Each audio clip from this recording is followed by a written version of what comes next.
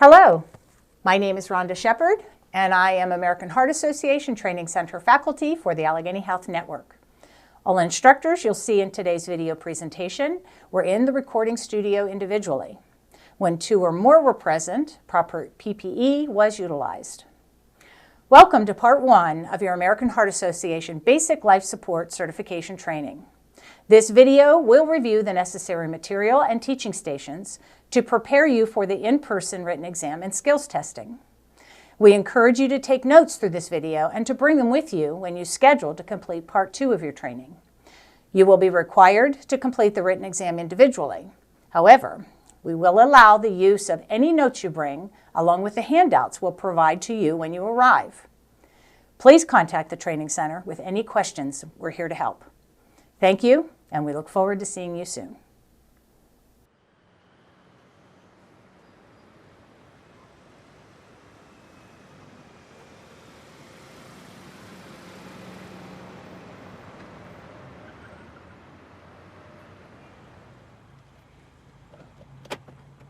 Dad, what's up? I don't know. I don't feel so great. Well, that's why we're here. Just make sure you tell Dr. Morgan that.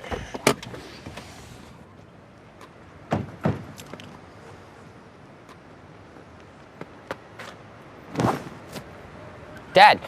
Dad! Dad!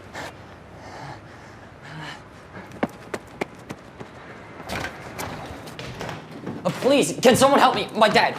He's just lying out there. Hey, Carolyn, we have an emergency out here. I'll find Ben to help you. My dad's out here. Okay, let's go. Wait, stop! Can you help me? Just stop any traffic from passing through, That's gonna be okay. Thank you, please. Hold on, just hang on. Something's wrong, he fainted. What's his name? Bill. Bill? Bill? Hello? Are you okay? Go inside, have him call 911, ask Audrey at the front desk for the AED, and bring it back with you. The what? The AED, she'll know what it is. The AED. 1, 2, 3, 4, 5, 6, 7, 8. Call 911. I got it. What's your dad's age? 49. He's 49. And she wants the AED. She asked for the AED, so it may be cardiac arrest. Yeah. 17, 18, 19, 20. 1, 2, 3, 24, 25, 26, 27, 28, 29, 30. Can you hand me the pocket mask? 2, 3, 4, 5. I'm giving your dad CPR. We'll use the AED in a minute. Audrey can answer any questions you might have. Here's the mask. Is there a razor in there? Yeah, I'll shave his chest, keep going with CPR. Apply pads to victim's bare chest. 1, 2, 3, 4, 5, 6, 7, 8, 9, 10, 11, 12, 13, 14, 15, 16, 17, 18, 19, 20. 1, 2. He's receiving CPR. Hey, did you come in right after your dad collapsed? Yeah, right away. Okay, so it's been maybe 2 minutes. Okay. They should be here in a minute or two. Feel free to ask any questions, okay? Okay. Plug in pads. Can you be ready to take over compressions? Sure. Analyzing rhythm. Do not touch the victim. Stop. Clear the patient. Shock advised. Charging. Do not touch victim. Okay, clear. Press the Can you shock flag down the button ambulance now. and direct him over here? Shock delivered. Shock delivered. Resume chest compression. I'm going to need them to be a little deeper and faster, and I need you to count out loud to 30. 13, 14, 15, 16, 17, 18, 19, 20, 21, 22, 23, 24, 25, 26, 27, 28, 29, 30. 30 more.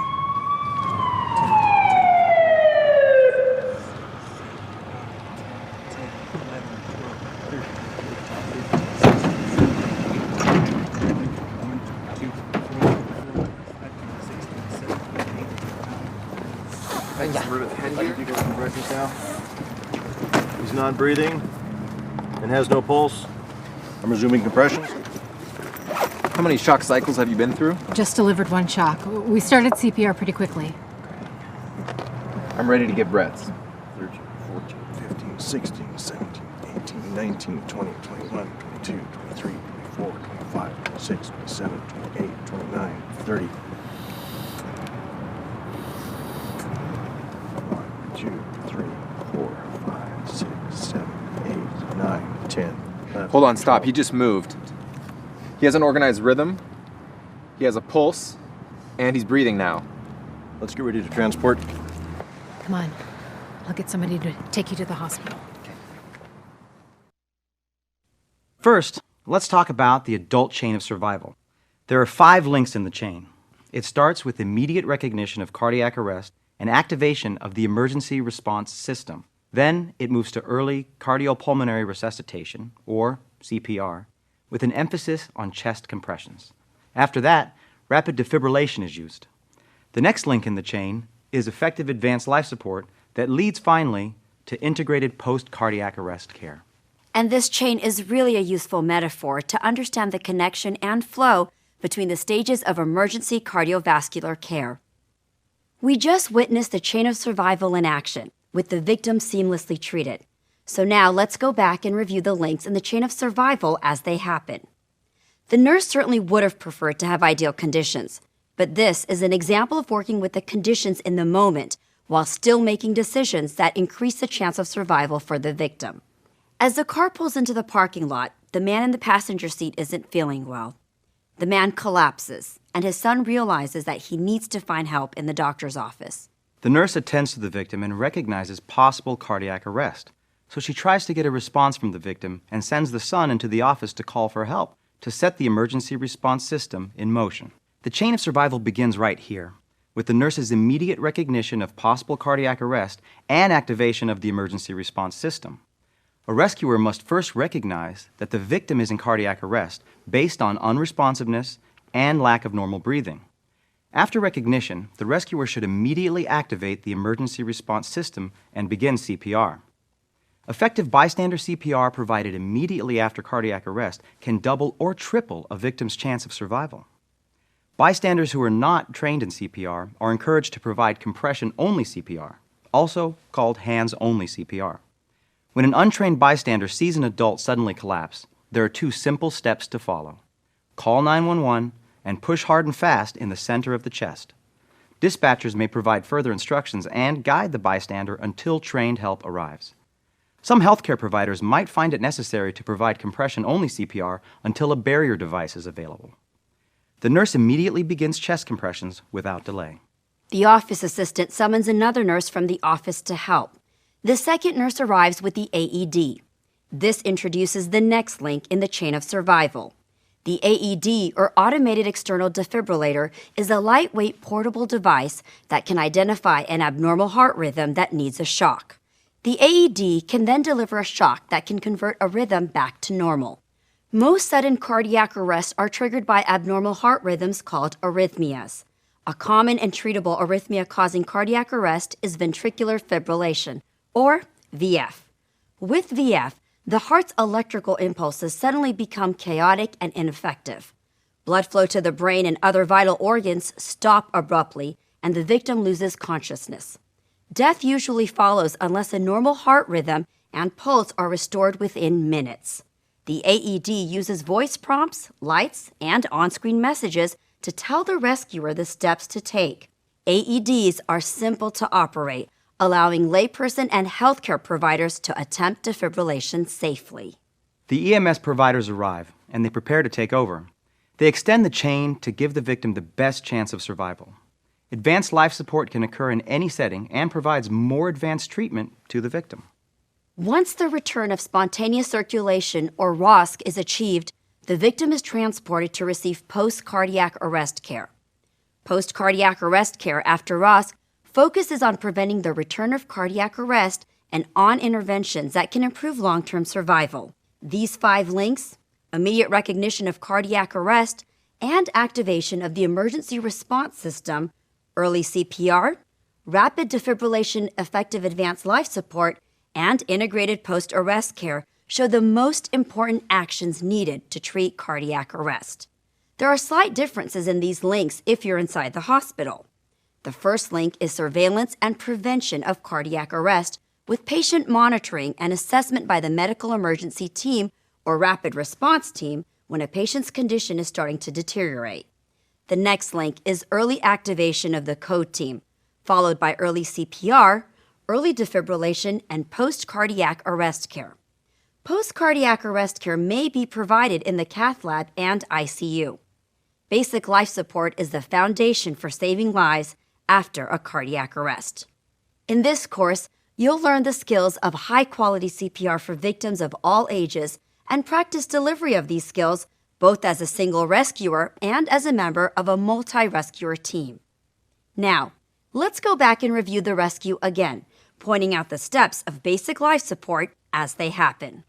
First, the nurse assesses the scene quickly to make sure it's safe to approach.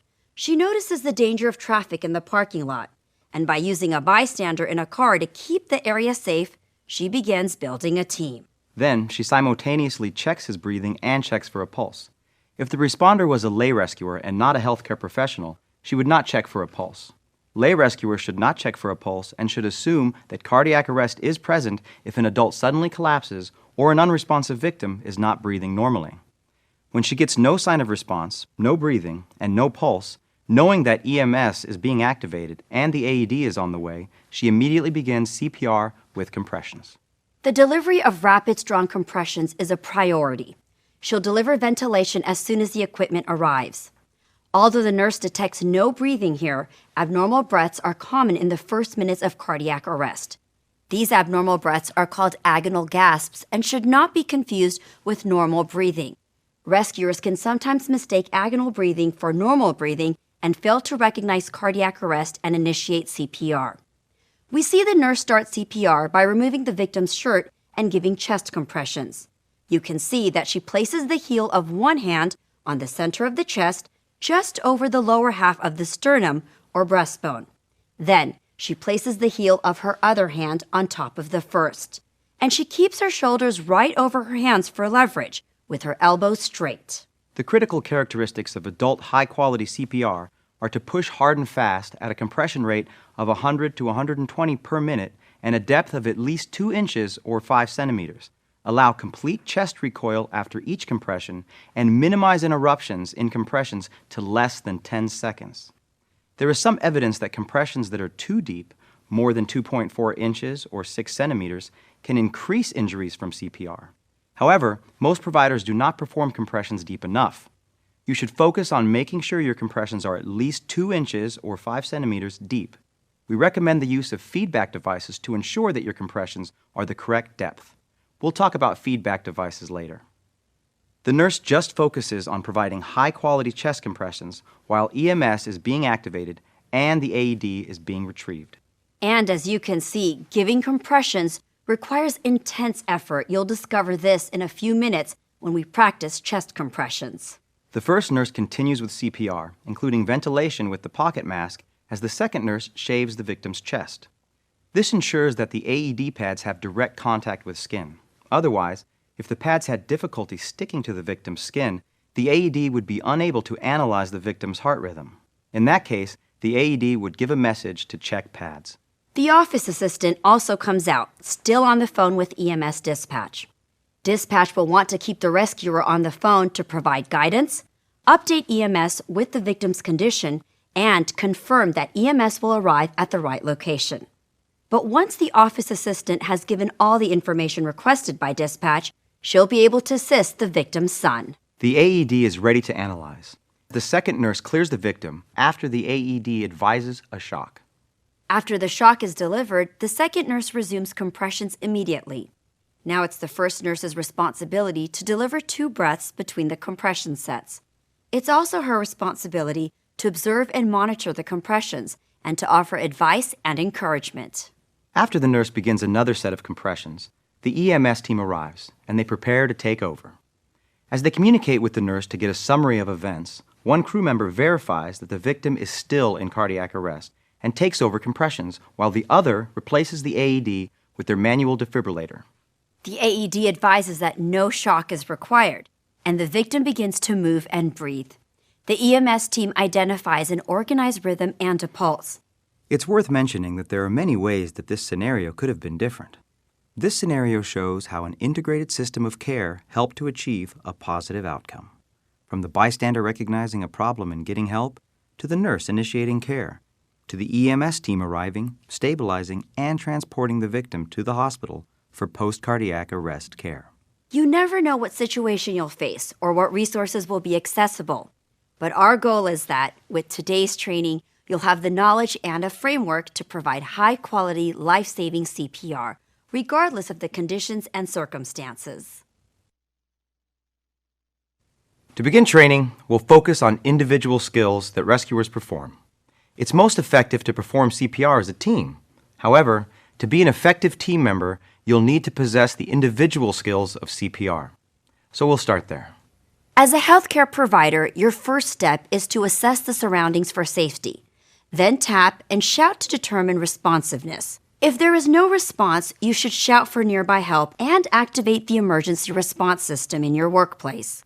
Check for breathing by scanning the victim's chest, looking for chest rise. Check a carotid pulse. The technique of feeling for the carotid pulse is usually easier to perform on the side closest to you, the rescuer. Locate the victim's trachea by using 2 or 3 fingers and then slide your fingers into the groove just to one side of the trachea where you can feel the carotid pulse. You can scan for breathing and check a pulse simultaneously to minimize time before first compression. The check for breathing and pulse should take at least 5 but no more than 10 seconds. If you observe no breathing, abnormal breathing, or only gasping, and you do not definitely feel a pulse, ensure that help is on the way and start chest compressions immediately. In this practice session, you will first check for scene safety. When the scene is safe, approach the victim and tap and shout to determine responsiveness. If the victim does not respond, yell for nearby help and check for breathing and a pulse. If there is no breathing or only gasping and no pulse, ensure that help and an AED are on the way and immediately begin CPR, starting with chest compressions. Hey, are you okay? Are you okay? Help! Someone help!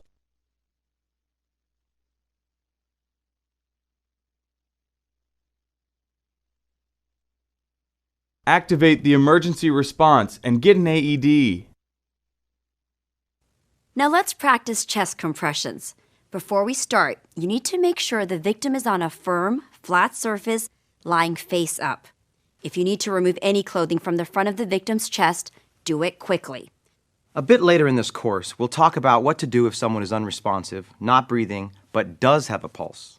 But right now, we're assuming you don't feel a pulse, so compressions are needed. By starting compressions, you are initiating the CAB sequence, or compressions, airway, and breathing sequence. In the first few minutes of cardiac arrest, victims will have oxygen remaining in their bloodstream, so starting CPR with chest compressions can pump that oxygenated blood to the victim's brain and heart. After you give compressions, open the victim's airway and deliver breaths. It's important to minimize interruptions in chest compressions to less than 10 seconds. Each time you stop compressions, the blood flow to the heart and brain decreases significantly. Once you resume compressions, it takes several compressions to increase blood flow to the heart and brain back to the same levels. So any interruption in chest compressions can result in low blood flow and minimize the chance of ROSC. You'll need to work with a bare chest, and later you'll attach the AED pads to bare skin. To begin, place the heel of one hand on the center of your mannequin's bare chest, over the lower half of the breastbone. Place the heel of your other hand on top of the first. Make sure that your shoulders are directly over your hands with your elbows straight. And when we start, remember to push straight down on the breastbone to get adequate depth. When you push, push hard and fast. So now, let's go through some instruction on the pocket mask, and then we'll practice one rescuer skills with compressions and breaths. When you're working, you'll likely have access to a bag mask device. However, because a cardiac arrest can happen anywhere at any time, it's important to be comfortable and effective with the use of a pocket mask. Here we saw an example of that. A bag mask device might not be too far away, but when minutes and seconds matter, the time saved by being proficient with the pocket mask is invaluable. We'll be using the pocket mask for one rescue activity in our training today. When the nurse finishes a cycle of compressions, she quickly places the mask with the one-way valve on the victim's face. She delivers 2 breaths and returns to giving compressions immediately to minimize interruptions in chest compressions to less than 10 seconds. Now let's examine the technique more closely. Place the mask on the victim's face, using the bridge of the nose as a guide for correct position.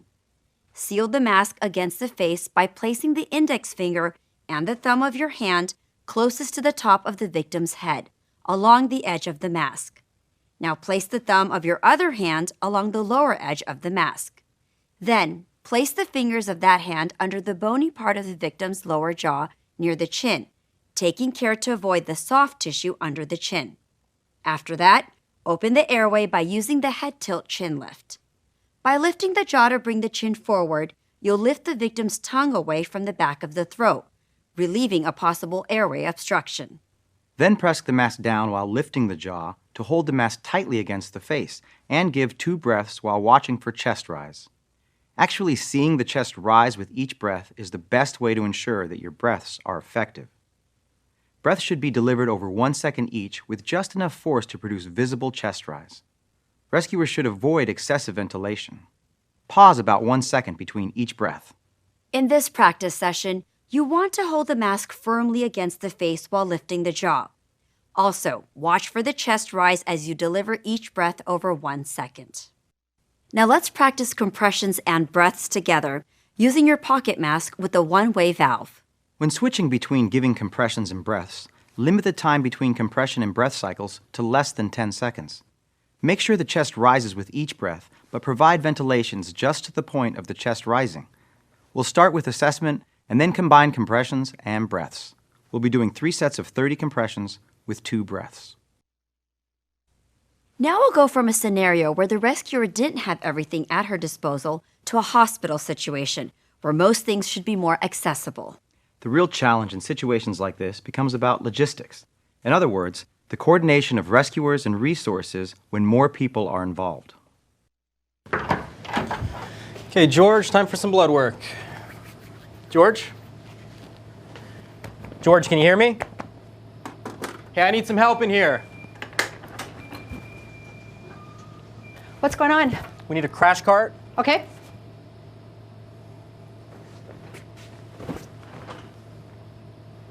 One, 2, 3, 4, 5, 6, 7, 8, 9, 10, 11, 12, 13, 14, 15. I need a CPR board and a stool. Let me know when you're ready. Okay. Moving the bed. 25, 26, 27, 28, 29, 30. Stools behind you.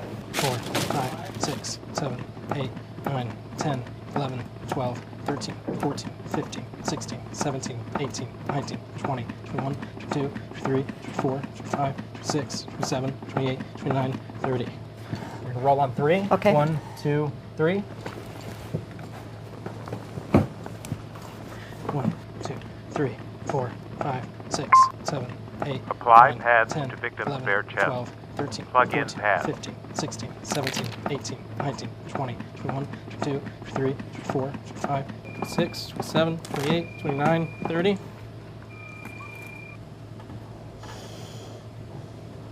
One, 2, 3, 4, Analyzing 5, rhythm. 6, Do not 7. touch victim. Hang on, clear the patient. Shock advised. Charging. Let's resume compressions while charging. 3, 4, 5, 6, Press the 7, shock button 8, now. 9, Clear 10, on 3. 11, 1, 12, 2, 13, 3. Shocking. Shock delivered. 2, Resume 3, chest 4, compression. 5, 6, 7, 8, 9, 10, 11, 12, 13, 14, 15, 16, 17, 18, 19, 20, 21, 22, 23, 24, 25, 26, 27. Okay. Here's the feedback device. 1,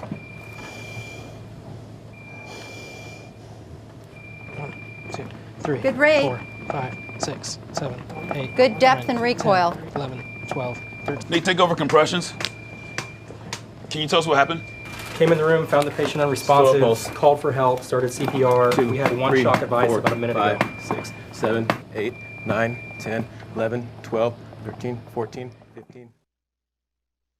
Let's watch this scene again, paying special attention to the in-hospital chain of survival, the use of the AED, and providing breaths by using a bag mask device. When the first nurse enters, he immediately detects that something's wrong. First, he tries to get the patient's response. He pushes the code alarm to get the emergency response system in motion, and he shouts for nearby help. He takes a few seconds to check for breathing, looking for no breathing or only gasping.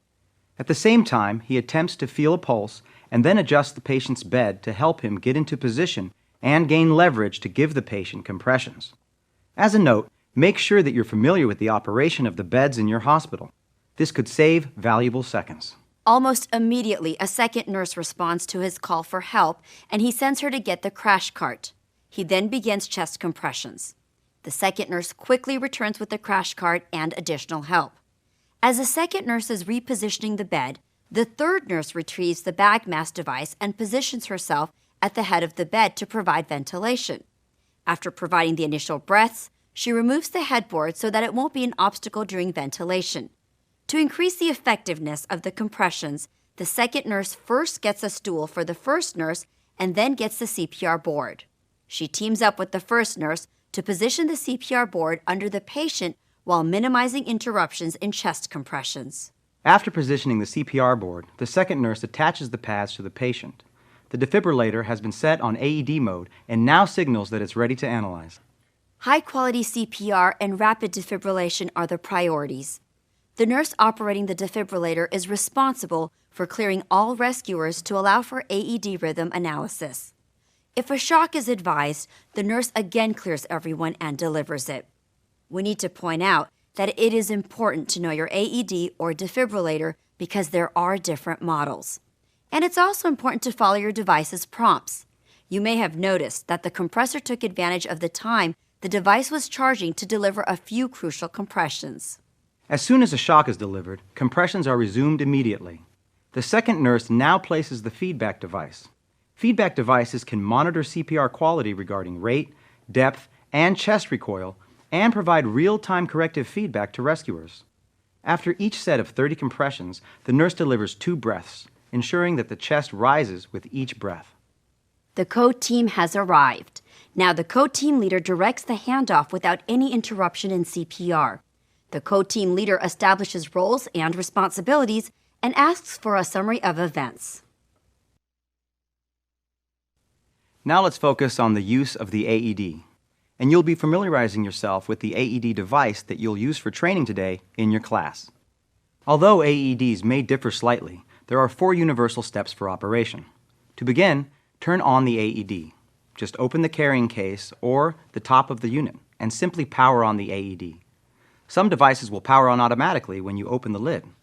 After that, attach the pads to the victim's chest by using the diagrams on the pads for correct placement. Some AEDs may have adult and pediatric pads. Be sure to use the adult pads on anyone 8 years of age or older. If you're not sure of the victim's age, use the adult pads. You may also need to plug in the pads for certain models. Following the pictures found on the pads, attach the adhesive pads to the victim's bare chest. Place one pad to the side of the left nipple and the other on the victim's upper right chest, directly below the collarbone. After the AED is turned on, some units will tell you to press a button for the device to analyze the heart rhythm. Others will analyze the rhythm automatically. The AED may take about 5 to 15 seconds to analyze the rhythm. The AED will deliver an audible prompt when it's ready to analyze the victim's rhythm, followed by a prompt to clear the victim. The rescuer should strongly repeat the command to clear, checking visually to be sure that all rescuers and people receive the command. Once the AED completes its analysis, if a shock is advised, it will charge and then prompt again to clear the victim. The rescuer should again repeat the command to those nearby. Loudly state something like, "Everybody clear?" or simply, "Clear." And visually make sure that nobody is touching the victim, not even the person in charge of giving breaths. Then, the shock can be delivered. Next, press the shock button. The shock may produce a sudden contraction in the victim's muscles. After the AED gives the shock, resume CPR immediately, beginning with chest compressions. Do not remove the AED or turn it off. The device will repeat the analyze and shock cycle about every 2 minutes. Follow the voice prompts of the AED. If at any time the AED indicates no shock is advised, immediately start chest compressions. You'll need to consider a few special situations when using an AED. First, if a victim has hair on his chest, the hair may prevent the pads from sticking. If your AED has only one set of pads, a razor should be included. You can use the razor to quickly shave the area and then apply the pads. If your AED has 2 sets of adult pads, you can apply 1 set to the hairy chest.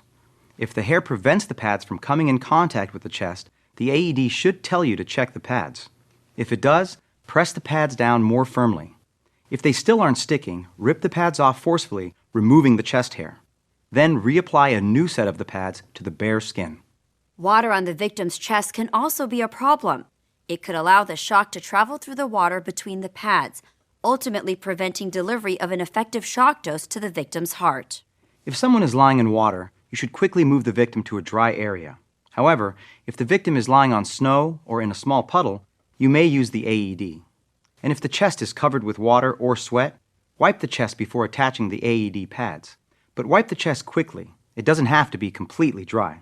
Some people have an implanted pacemaker or defibrillator in the same place where you would put the AED pads.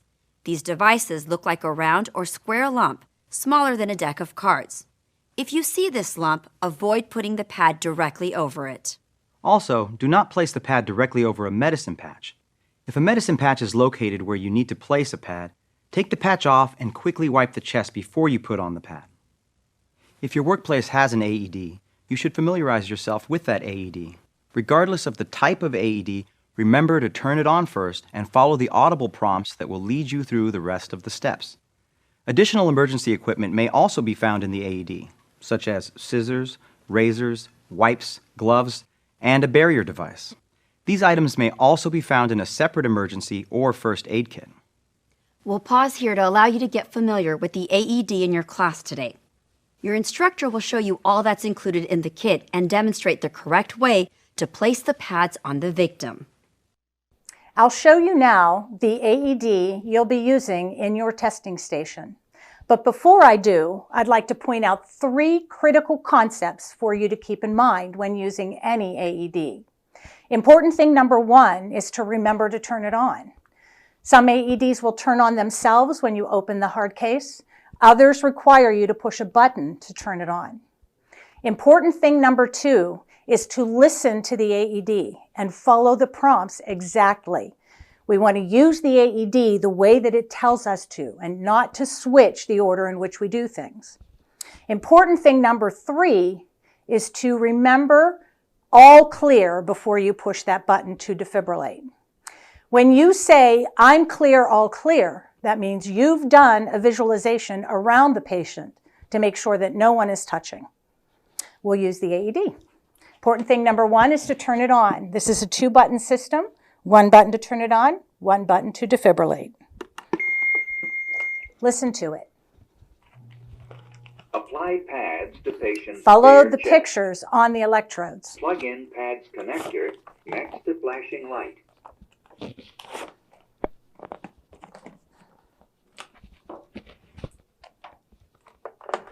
Apply pads. Plug in connector. You can do this while Analyzing compressions heart rhythm. are being administered. Do not touch the patient. That's where you'll stop compressions to allow it to analyze. Shock advised. Charging. Stay clear of patient. We can take advantage of this time to administer some additional Deliver compressions. shock now. Press the I'm arm clear, all now. clear. Shock delivered. Paused. Begin CPR. This is where we'll resume our CPR, beginning with chest compressions. Later today, we'll practice the skills of 2-rescuer CPR. For the 2-rescuer practice, we'll use the bag mask device. So let's first learn how to use it. The bag mask device consists of a ventilation bag and a face mask, and it comes in a variety of sizes. You can also use supplementary oxygen with the bag mask device. To begin, position yourself directly above the victim's head. You'll use the EC clamp technique to hold the mask in place. To do this, place the mask on the victim's face, using the bridge of the nose as a guide. Use the thumb and index finger of one hand to make a C to press the edges of the mask to the face. The remaining 3 fingers of your hand should form an E to tilt the head back, lift the jaw, and open the airway. Make sure you squeeze the mask with your thumb and index finger while lifting the jaw to achieve an airtight seal between the mask and the face. And squeeze the bag with your other hand or push it against your leg or body. If the chest does not rise with each breath, then you're not providing adequate breaths. But if this occurs, readjust the mask, reposition the head and neck, and attempt to ventilate. And then, only if necessary, administer a larger amount of air. The critical points of delivering breaths remain the same for the bag mask device as for the pocket mask. 2 breaths are given, each breath given over 1 second after every set of 30 compressions. Make sure to deliver each breath over 1 second with just enough volume to make the chest rise. Delivering breaths in this way will reduce the chance of gastric inflation or air going into the victim's stomach instead of his or her lungs. Gastric inflation can cause vomiting and possible aspiration. If you have multiple rescuers, the most effective way to deliver breaths with a bag mask device is to use the 2-person technique. One rescuer focuses on keeping the airway open and securing the mask, while a second rescuer squeezes the bag to deliver breaths, just enough to cause chest rise. The first rescuer will use both hands to seal the mask to the patient's face and lift the jaw. The thumbs and index fingers of both hands each form a C to seal the mask against the face. And the 3 remaining fingers of each hand will form an E, lifting both sides of the jaw into the mask. Be careful not to press too hard on the mask, which could push the patient's jaw down and block the airway. Now, it's time to practice the 1 rescuer bag mask technique so that in a few minutes, we can combine it with the compressions to work on a 2 rescuer sequence. Sometimes a cardiac arrest can take place pretty close to where emergency medical services might be, yet immediate CPR is still critical. The earlier a victim of cardiac arrest receives CPR and shock delivery, the greater his or her chance of survival and recovery. And early CPR has been shown to double or even triple survival from witnessed sudden cardiac arrest. So let's take a look at an instance where help is close, but still minutes away. Dr. Schoenfeld, 305. Dr. Schoenfeld, 305. Sir! Sir! Sir, are you okay? Can you hear me? I'll get the AED and call the code team.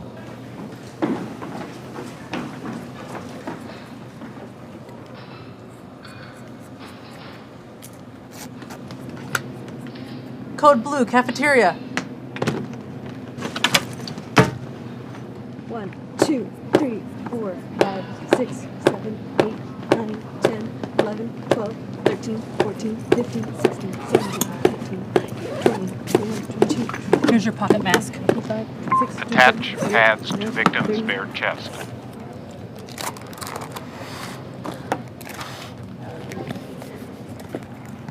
2, 3, 4, 5, 6, Plug 7, in pads. 9, 10, 11, 12, 13, 14, 15, 17, 18, 19, 20. Analyzing rhythm. Do not touch victim. Everyone clear. Please, back up. Let's trade after this. Shock advised. Charging. Stay clear of victim. Everyone clear? Press the shock button now. Shock 1, delivered. 2, Resume 3, chest compressions. 4, 5, 6, 7, 8, 9, 10, 11, 12, 13, 14, 19, 20, 21, 22, 23, 24, 25, 26, 27, 28, 29, 30. 1, 2, 3, 4, 5, 6, 7, 8, 9, 10, 11, 12, 13. I'll take over compressions when the Analyzing AED advises. Not touch Thank you. victim. I'll take over ventilations. Shock advised. Charging. Do not touch victim. Everyone clear? Press the shock button now. Shock delivered. Resume chest compressions. 1, 2, 3, 4. Did you witness him go down? We did. He just collapsed. How long ago? It was about 3 minutes ago. We started compressions right away, and that was the second shock. 20, 21, 22, 23, 24, 25, 26, 27, 28, 29, 30. 1, 2, 3, 4, 5, 6, 7, 8. So you could see there that the quick action of the nurse giving CPR and then their 2 rescuer actions provided crucial minutes of quality care until the code team arrived. Actually, for many healthcare providers and other rescuers, the 2-person or team rescue is a more common occurrence. So let's first look at the roles for 2-person rescues. The first rescuer should begin CPR with chest compressions while counting out loud and delivering breaths. So they basically treat the situation at first as a 1 rescuer scenario. And the second rescuer is responsible for powering up the AED and attaching the pads. In this scenario, they take the opportunity to switch positions while the AED analyzes. The nurse that began CPR has provided several minutes of CPR and needs to switch to avoid fatigue. So after the AED delivers the first shock, the rescuer operating the AED will immediately resume chest compressions while the other rescuers get into position to provide breaths. Now let's review some of the points for two-rescuer BLS. Rescuers should pause compressions when giving breaths until an advanced airway is in place. And if you're performing CPR without an AED, rescuers should switch roles when fatigued or after every 5 cycles. That's about 2 minutes. When an AED is present, switch roles every time the AED tells you to reanalyze. This switch should take less than 5 seconds to minimize interruptions in chest compressions. The rescuer giving breaths should monitor compression rate and depth, watch for complete chest recoil, and give feedback to the compressing rescuer regarding proper technique. So now you'll be practicing and working as part of a 2-rescuer team. For most healthcare providers and other rescuers, a 2-person or team rescue is far more common. In 2-rescuer CPR, each rescuer has a specific role. Let's review these roles while watching them play out. Rescuer number 1 should be positioned at the victim's side, ready to perform chest compressions and count them out loud. And rescuer number 2 should be positioned at the victim's head. It's rescuer 2's role to maintain an open airway and give breaths with a bag mask device while watching for chest rise and avoiding excessive ventilation. Rescuer 2 should also encourage rescuer 1 to perform chest compressions that are fast and deep enough and allow complete chest recoil between compressions. So let's practice 2-rescuer BLS. Follow the video footage and prompts as you practice. We'll work on the full sequence from the point of finding the patient until advanced medical help arrives. It's a wonderful thing to see teamwork move so smoothly. That collaboration is partly due to the staff knowing BLS and their responsibilities and to them communicating well. It's also due to a team leader giving directions clearly. Successful team dynamics are critical during a resuscitation attempt. The interaction among team members has a profound impact on the effectiveness of each individual's performance as well as the patient's survival. The better you work as a team, the better the potential outcome for your patient. That's why it's so important to understand not just what to do in a resuscitation attempt, but how to communicate and perform as an effective team, regardless of your role as team member or team leader. Successful teams not only have medical expertise and mastery of resuscitation skills, they also practice good communication skills and adhere to the key elements of effective team dynamics. These elements help teams work together in the most efficient way possible. The American Heart Association has grouped the elements of team dynamics into 3 categories: roles, what to communicate, and how to communicate. Let's review those now, starting with roles. Clear roles and responsibilities should be immediately established. When all team members know their jobs and responsibilities during a resuscitation attempt, the team functions smoothly. The designated team leader should clearly define and delegate tasks according to each team member's area of competence. Every member on the team should know his or her limitations, and the team leader should be aware of them. Team members should ask for assistance and advice early, not when the situation deteriorates.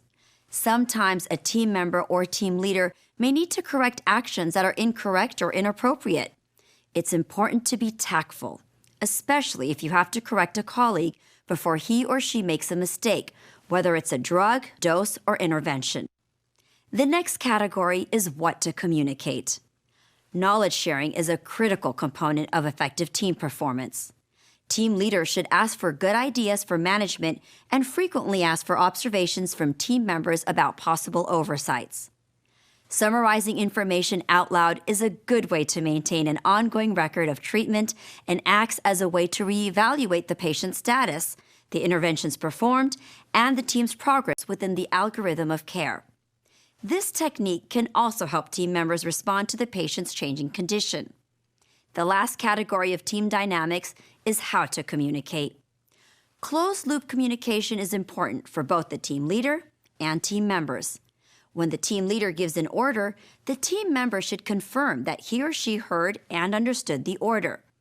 The team leader should call people by their names and, if possible, make eye contact to ensure that the team member has understood the order before assigning additional tasks. The team member should tell the team leader when he or she has completed the intervention.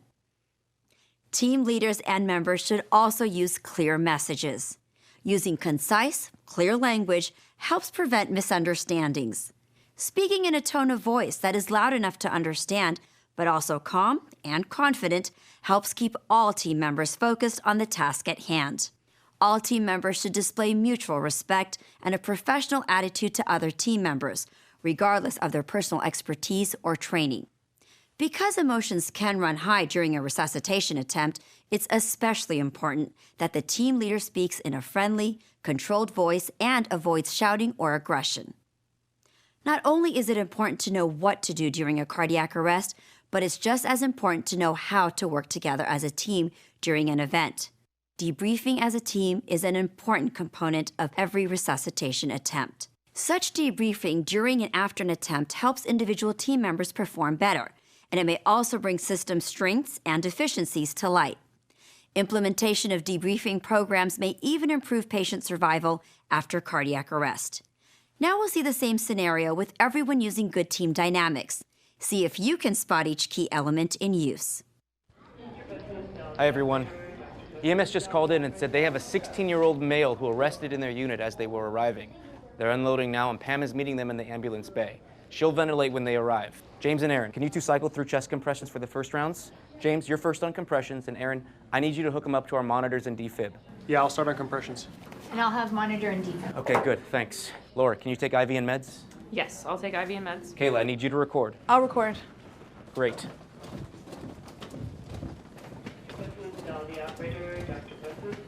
Hi, we're a BLS crew with a 16-year-old male here, witnessed cardiac arrest precisely 3 minutes ago. We started compressions, applied our AED, and gave one shock with no RUSC. We then gave a second shock at the 2-minute mark with no change that we could see. He has been easy to bag. Okay, thank you. Let's move him over at 30. 28, 29, 30. All right, 1, 2, 3. Okay, Mike, I'll take over compressions. All right, thank you. Good switch. James and Aaron, you can swap out compressions every 2 minutes or sooner if you get tired. Okay. Do we have an IV? No, I'm working on the IV now. Laura, if you can't get the next to stick, try an IO. Okay. I'm recording. Okay, monitor is attached. Hold compressions. I do not feel a pulse. He's in PEA. Continue CPR. Okay, IV is in and flushed. Good. James, you should provide continuous compressions and I'll give a breath every 8 seconds. Are you sure? I think it's 30 to 2 until an advanced airway's in. He's right. Good catch, James. Continue 30 compressions with 2 breaths for now. Kayla, can you provide a summary of the action so far? We've inserted an IV and attached a monitor.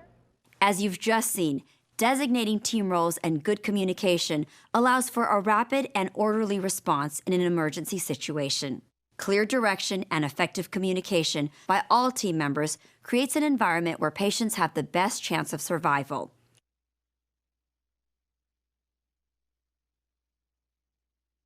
The ideal situation is a team with multiple rescuers to perform all needed roles in a resuscitation attempt. This figure identifies 6 possible team roles for a resuscitation. Note that some roles are typically performed by advanced providers. If enough rescuers are present, each rescuer takes a role. If the team has fewer than 6 rescuers, members may be assigned more than one role. Some roles have a higher priority than others. The compressor assesses the victim and stays next to the victim's chest to perform chest compressions. When giving compressions, rescuers should switch compressors after every 5 cycles of CPR, about every 2 minutes or sooner if tired. The rescuer, positioned by the victim's head, maintains an open airway and delivers breaths while watching for chest rise and avoiding excessive ventilation. The team member operating the AED or the monitor or defibrillator typically alternates roles with the initial compressor. Every resuscitation team must have a defined leader who assigns roles and makes treatment decisions. That's because it's important for the team leader to monitor CPR quality, including the depth of chest compressions, chest recoil, and chest rise from ventilation.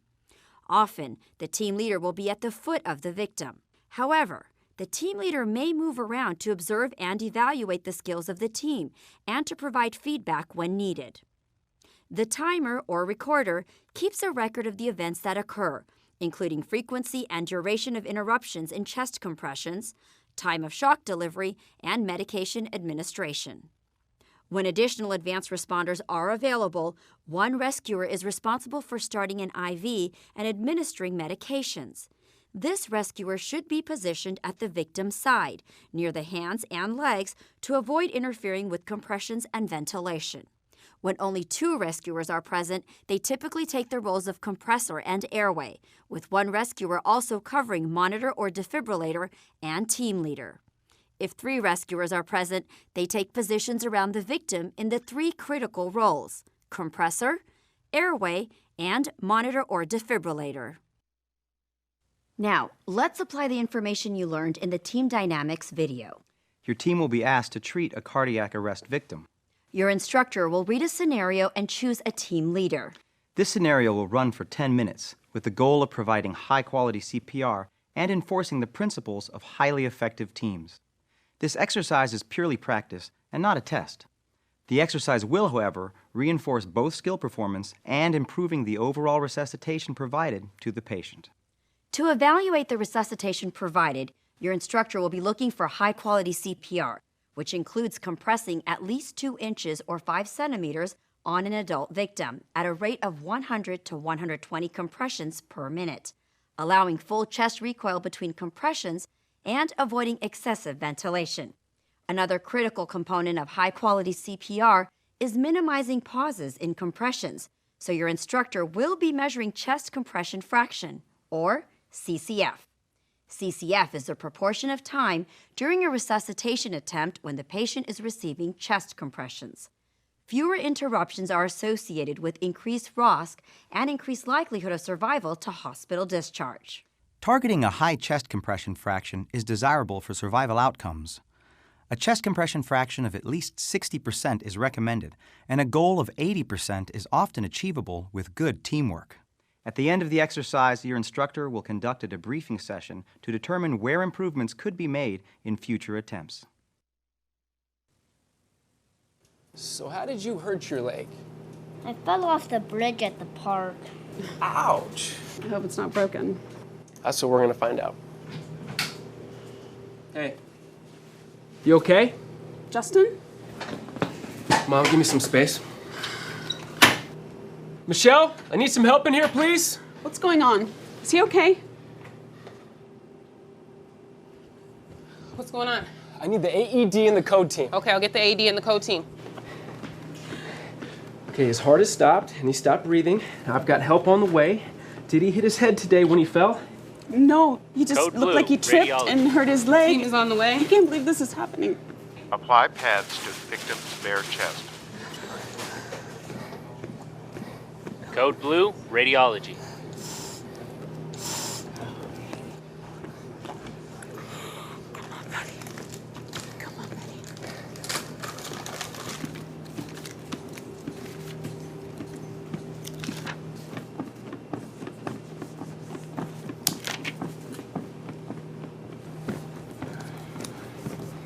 Plug in pads. Analyzing rhythm. Do not touch the victim. Clear. Shock advised. Charging. Do not touch victim. Clear. Push the shock button now. Shock delivered. Resume chest compressions. 3, 4, 5, 6, 7, 8, 9, 10, 11, 12, 13, 14, 15. 1, 2, 3, 4, 5, 6, 7, 8, 9. I'll take 10, over compressions. 11. He's still not breathing. There's still no pulse. What happened? I was bringing him in for an x-ray. He slumped over on the gurney. He became unresponsive and wasn't breathing, so I started chest compressions. Michelle got the AED. We delivered 1 shock, resumed compressions, and then you arrived. Okay, got him on the monitor. 7, 8, 9, 10, 11, 12, 13, 14, 15. It may be difficult to imagine a child being a victim of cardiac arrest, but it certainly happens. Fortunately for Justin, he was surrounded by trained healthcare professionals who knew how to respond to the situation. There are some differences with BLS for children. One is the chain of survival. The pediatric chain of survival begins with the prevention of cardiac arrest, followed by early high-quality CPR. Next comes rapid activation of the emergency response system, followed by effective advanced life support, with the final link being integrated post-cardiac arrest care. So now, let's see that scene again and review some of the aspects introduced. Once again, we see a moment where it's unlikely that anybody is thinking about cardiac arrest affecting their lives. When the boy collapses, the X-ray technician knows exactly what to do. His actions highlight one of the few important differences between BLS for adults and BLS for children. This is one of those differences. If a rescuer witnesses a child's collapse, he or she should immediately activate the emergency response system and get an AED or a defibrillator. However, if the rescuer is trained and does not witness the arrest and is alone, he would be correct to perform 5 cycles of CPR before leaving Justin to activate the emergency response system. When Justin slumps over on the gurney, Jerry quickly examines the environment for safety. Then, he determines that Justin is unresponsive and calls to Michelle for help. After that, he checks for breathing and a pulse. He sends Michelle to retrieve the AED and activate the code team. After detecting no breathing or pulse, Jerry begins chest compressions. In fact, with children and infants who have no pulse or a pulse of less than 60 with signs of poor perfusion despite adequate oxygenation, CPR should be started immediately. Michelle returns with the AED and bag mask device because earlier breaths are a higher priority in the rescue of children than in the rescue of adults. And it's important to note that delivery of breaths to children requires less volume and force. However, you still need to provide enough air to see the chest rise. As Michelle is getting the AED attached, Jerry takes over compressions. So here we see the shock delivered to Justin. It makes perfect sense for the hospital AED to have pediatric pads, though not all AEDs do. If there are no pediatric pads available, it's acceptable to use adult pads on a child or infant. Once the shock is advised and delivered, compressions are resumed. Since 2 trained rescuers are available, the 1 rescuer ratio of 30 compressions to 2 breaths would switch to 15 compressions to 2 breaths. Now the code team has come in and assesses the situation. They will continue CPR until ROSC is achieved and then provide post-arrest care.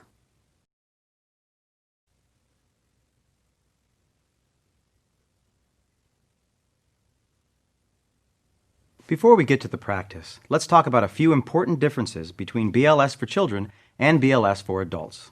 First of all, under the American Heart Association BLS guidelines, anyone from age 1 to puberty is considered a child.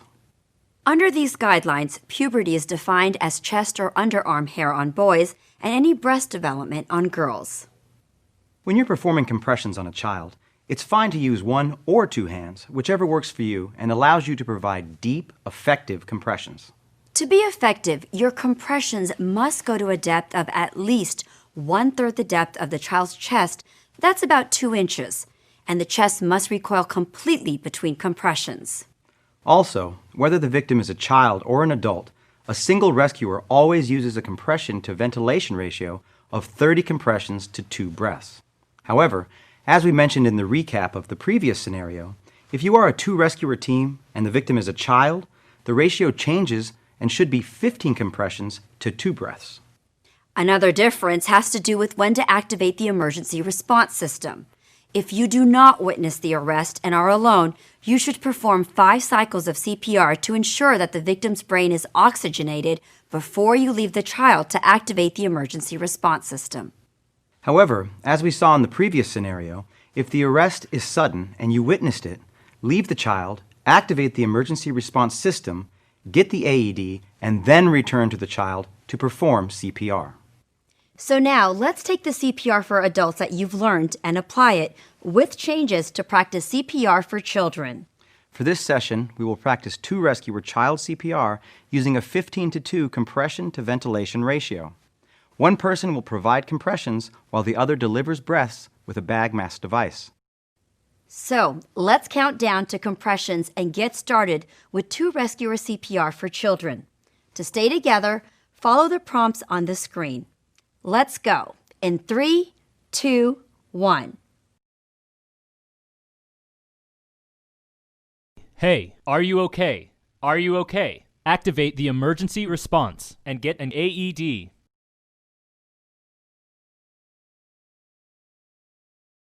There's no breathing, no pulse.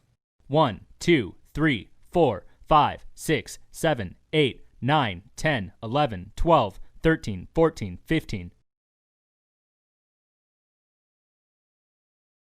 1, 2, 3, 4, 5, 6, 7, 8, 9, 10, 11, 12, 13, 14, 15. 1, 2, 3, 4, 5, 6, 7, 8, 9, 10, 11, 12, 13, 14, 15.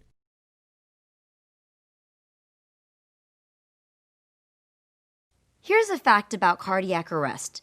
Between 75 and 80% of all out-of-hospital cardiac arrests happen at home. Healthcare providers should encourage family members to learn CPR. Being trained to perform CPR, whatever your profession, can be the huge difference in saving a loved one.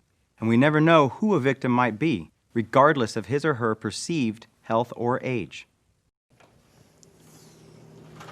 So what brings Parker in today? He hasn't been eating very well. He gets really sweaty when he does. I know he's our first child, but something just doesn't seem right. Okay, how long has he been like this? About a couple weeks. Is he on any medicines? No. Any vomiting or diarrhea? No.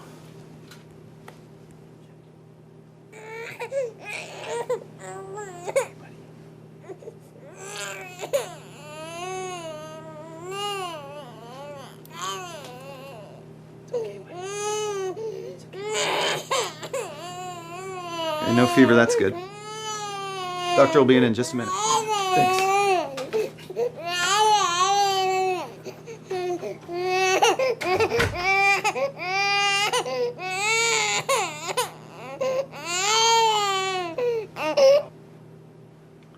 Parker? Parker? Parker! I need some help in here!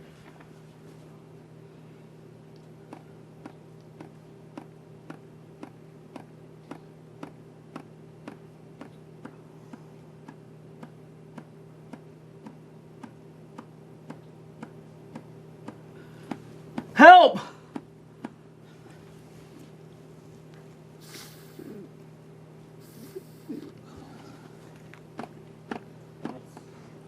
What happened? He stopped making noises. I realized he wasn't breathing, so I started CPR.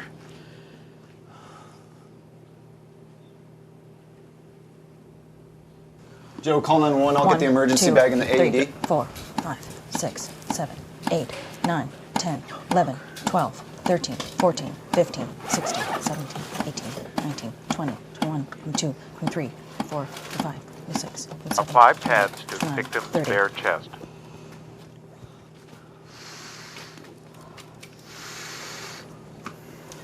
One, 2, 3, 4, 5, 6, 7, 8, 9, 10, 11. Parker. Plug in pads. Analyzing rhythm. Clear. Do not touch the victim.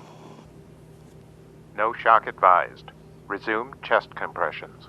Fire EMS on the way. 1, 2, 3, 4, 5, 6, 7, 8, 9, 10, 11, 12, 13, 14, 15.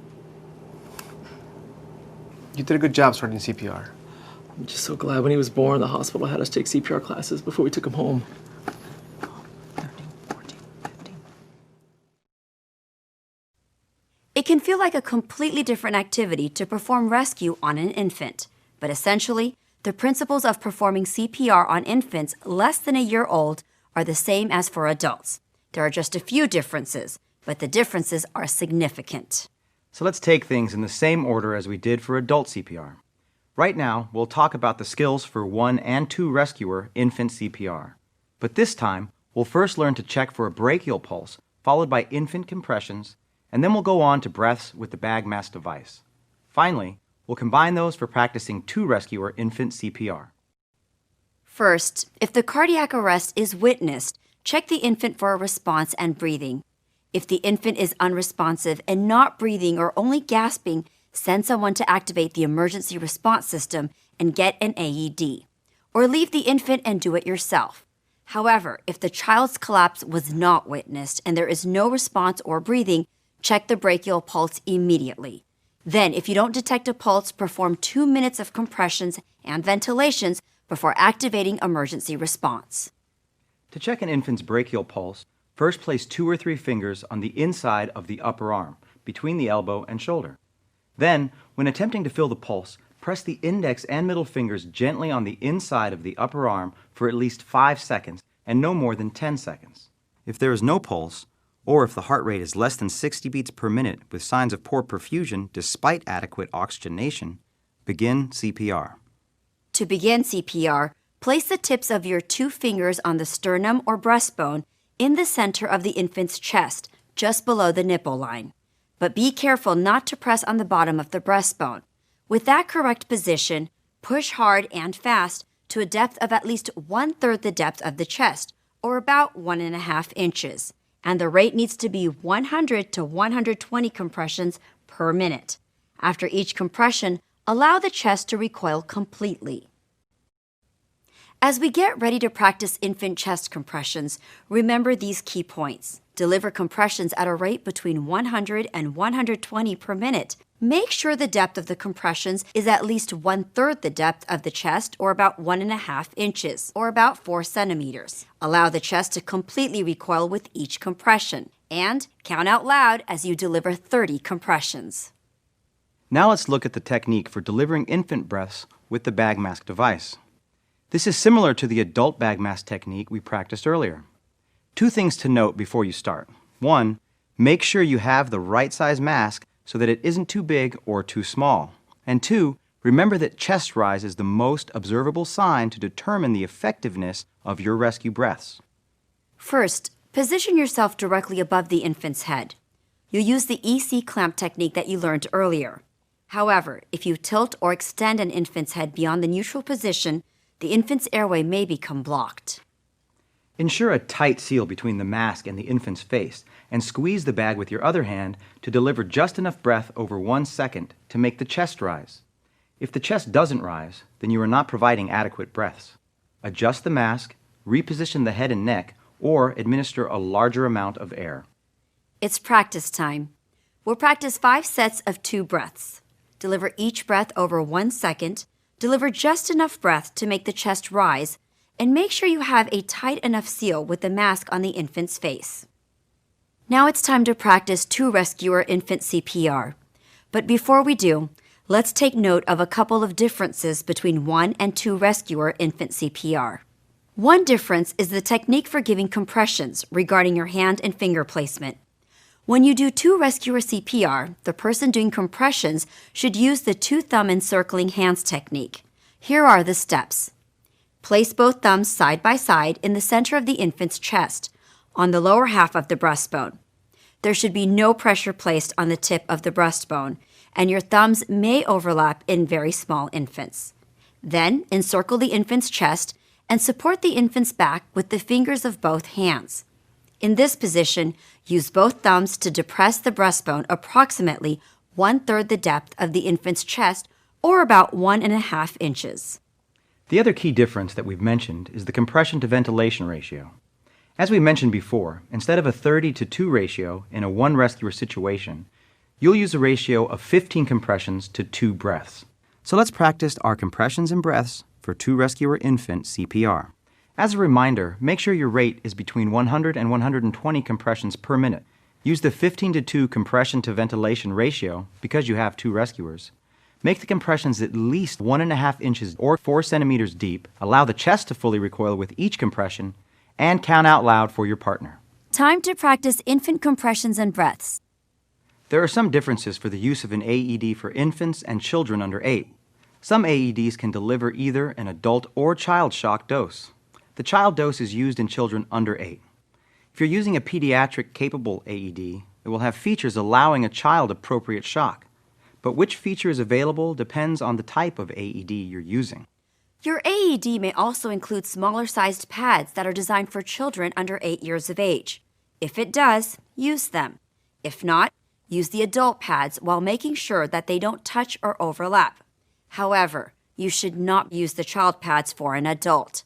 The shock dose delivered by child pads is too small for an adult and will likely not be successful. It's better to provide high-quality CPR than attempt to shock an adult victim with child pads.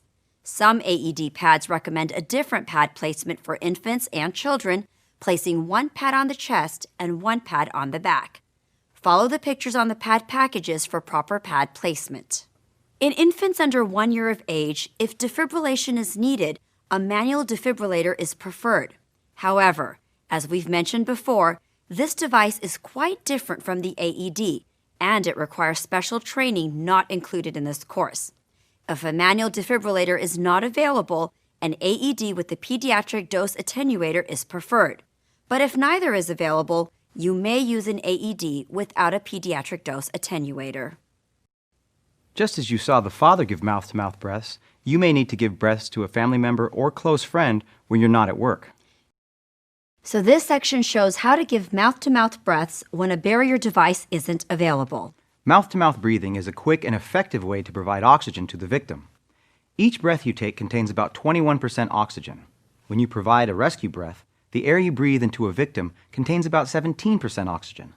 This is why rescue breaths are effective in providing oxygen to the victim. Let's go through the steps to deliver mouth-to-mouth breaths to a victim. Start by holding the victim's airway open with a head tilt chin lift. Pinch the nose closed with your thumb and index finger, using the hand that's on the victim's forehead. Then take a regular breath and seal your lips around the victim's mouth, creating an airtight seal. Give one breath and blow for about 1 second. Watch for the chest to rise as you give the breath. If the chest does not rise, repeat the head tilt chin lift. Give a second breath, blowing for 1 second while watching for the chest to rise. And if you're unable to ventilate the victim after 2 attempts, promptly return to chest compressions. And to reduce the risk of gastric inflation or air entering the stomach, avoid giving breaths too rapidly or with too much force and volume. Make sure you give each breath over 1 second and deliver air just until you make the victim's chest rise. In an infant, the mouth-to-mouth and nose technique is preferred. To do this, open the victim's airway with a head tilt chin lift. Place your mouth over the infant's mouth and nose to create an airtight seal. Give one breath, blowing for about 1 second. Watch for the chest to rise as you give the breath. If the chest does not rise, repeat the head tilt chin lift to reopen the airway and try to give a breath that makes the chest rise. If you can't cover the infant's nose and mouth with your mouth, use the mouth-to-mouth technique instead. The mouth-to-mouth technique for an infant is the same as for an adult.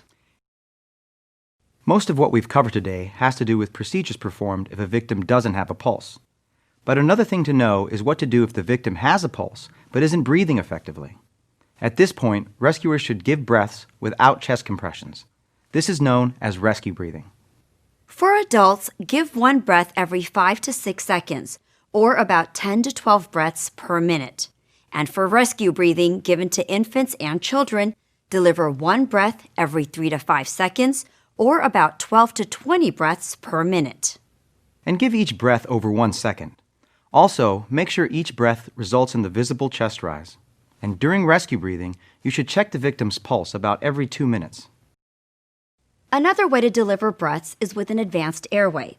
Devices such as a laryngeal mask airway, supraglottic airway device, and endotracheal tube are types of advanced airways that are more secure for providing breaths. These devices help prevent gastric distension and airway obstruction. And placing these devices requires special training that we will not cover in this course, but you should know how to give breaths with an advanced airway in place.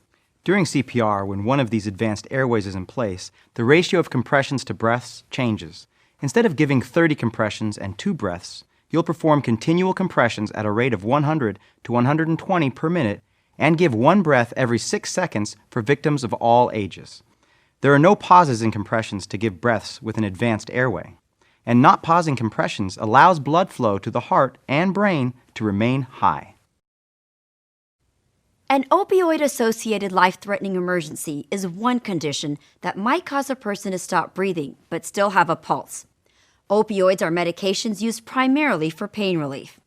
In high doses, these medications can cause a person to stop breathing or can even cause death. Naloxone is a medication that can reverse the effects of opioids and may restore normal breathing. Common ways to give naloxone are intravenous, intramuscular, and intranasal. If you suspect an opioid-associated life-threatening emergency in a patient who is unresponsive and not breathing normally but does have a pulse, you should give one rescue breath every 5 to 6 seconds in an adult and every 3 to 5 seconds in a child or infant. Then, if your local protocol allows, you may give naloxone. But don't delay breaths to give naloxone. If the patient does not have a pulse, you can give naloxone after starting CPR. When food or other items block a person's airway, choking occurs. In severe airway obstructions, the victim usually will have signs of poor air exchange and breathing difficulty, such as a silent cough, an inability to speak or breathe, or cyanosis, that is, turning blue. An adult or older child may clutch the neck with both hands, making the universal choking sign. If the victim nods that he or she is choking and cannot talk, you must act. In a standing or kneeling victim, you'll perform an abdominal thrust, often referred to as the Heimlich maneuver. Stand or kneel behind the victim and place your arms around the victim's waist. With one hand, locate the navel. Then make a fist with the other hand and place the thumb side of your fist against the victim's abdomen, just above the navel and below the breastbone. Grasp your fist with the other hand and press your fist into the victim's abdomen with a quick, forceful upward thrust. Repeat thrusts until the object is expelled from the airway or the victim becomes unresponsive. If the victim is too large for you to wrap your arms around the waist because the victim is pregnant or overweight, for example, wrap your arms around his or her chest and do chest thrusts instead of abdominal thrusts.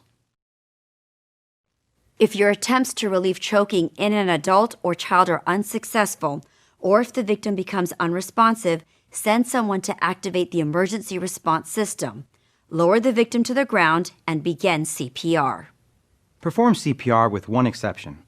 Each time you open the airway to give breaths, look for the obstructing object in the back of the throat. If you see an object that can be easily removed, carefully remove it. But do not perform a blind finger sweep, as this may cause the object to become lodged further back in the airway. Choking is also a fairly common emergency among infants. The steps to relieve choking in an infant are quite different than those for older children and adults. If you find an infant choking and he or she is responsive, first sit or kneel with the infant in your lap. Hold the infant face down and resting on your forearm with the head slightly lower than the chest. Support the head and jaw with your hand. Avoid compressing the soft tissues of the infant's throat. Then rest your forearm on your thigh to provide support. Deliver up to 5 back slaps forcefully between the infant's shoulder blades using the heel of your hand. Deliver each slap with sufficient force to attempt to remove the foreign body. Then, place your free hand on the infant's back, supporting the head with the palm of your hand. This will cradle the infant between your 2 forearms as you turn the infant over, while carefully supporting the head and neck. Keep the infant's head lower than the chest and deliver up to 5 quick downward chest thrusts in the same location that you perform compressions just below the nipple line over the lower half of the breastbone. Do this at the rate of about 1 per second. Then, repeat the sequence of 5 back slaps and 5 chest thrusts until the object is removed or until the infant becomes unresponsive. As with an adult, if a choking infant becomes unresponsive, shout for help. Then lay the infant on a hard, flat surface. You'll perform CPR, but with one exception.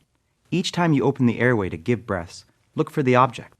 Once you can see the object, carefully try to remove it. Never perform a blind finger sweep. You only want to sweep for an object if you can see it. If you are alone, after about 2 minutes or 5 cycles of CPR, activate the emergency response system. So we've covered a lot today. You learned the proper BLS rescue techniques of CPR and the use of an AED for all age groups, as well as how to perform in a 1 or 2 rescuer scenario. You've also learned rescue breathing and what to do for someone who is choking. Thank you very much for your time and attention today, and especially for your commitment to learning these critical life-saving techniques. We appreciate and honor the important work you all do as healthcare professionals. Thank you for completing your online modules for either your ACLS, BLS, or PALS course. The online video is the first part of a two-step process to obtain your AHA credential. The second step in the process is to complete your hands-on skill testing session. Each skill testing session will begin by you completing the appropriate written exam on an individual basis. The minimum passing score for AHA written exams is 84%. You will be permitted to utilize notes you may have taken with the online didactic module you just completed. Upon successful completion of both the written exam and the skill testing session, a roster will be submitted and you will be issued an electronic AHA e-card. That e-card will come from the email address ecards@heart.org.